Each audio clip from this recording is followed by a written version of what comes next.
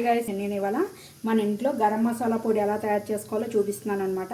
బయట కొనుక్కునే మంచిగా ఉండవు కాబట్టి సో మనం ఒక రోజున ఒక హాఫ్ అన్ అవర్ కష్టపడితే మనము ఒక 2 monthsకి సరిపడా పౌడర్ మనమే ఇంట్లో తయారు చేసుకోవచ్చు. దీన్ని ఫ్రిడ్జ్లో కనుక స్టోర్ చేసుకుంటే కనుక మనకి ఫ్రెష్గా ఉంటుంది అనమాట. సో దానికోసం నేను ఫస్ట్ అయితే కళాయి పెట్టేసుకున్నాను, గ్యాస్ వెలిగించుకున్నాను. సో నేను ఈ రైస్ కుక్కర్ కప్పుతో 2 కప్పులు ధనియాలు అయితే తీసుకుంటున్నాను. మన ఫ్రైలోకి వాటిలోకి గరం మసాలా పొడే యూజ్ చేస్తాం. ఏదైనా గ్రేవీ కర్రీ అయితేనే ముద్ద యూజ్ చేస్తాం కదా.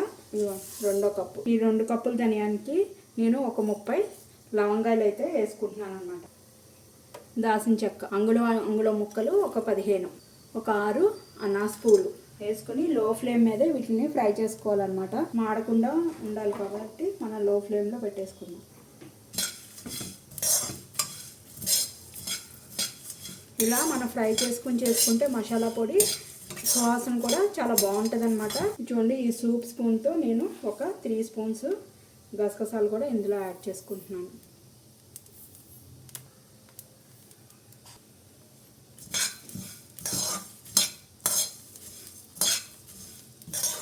ఎక్కువ ఫ్రై చేయక్కర్లేదు. ధనియాలు ఇవన్నీ కూడా తొందరగానే ఫ్రై అయిపోతాయి. ధనియాలు కొంచెం బ్రౌన్ కలర్ వచ్చే వరకు ఫ్రై చేస్తే సరిపోతుంది. ఇలా చూసుకుంటే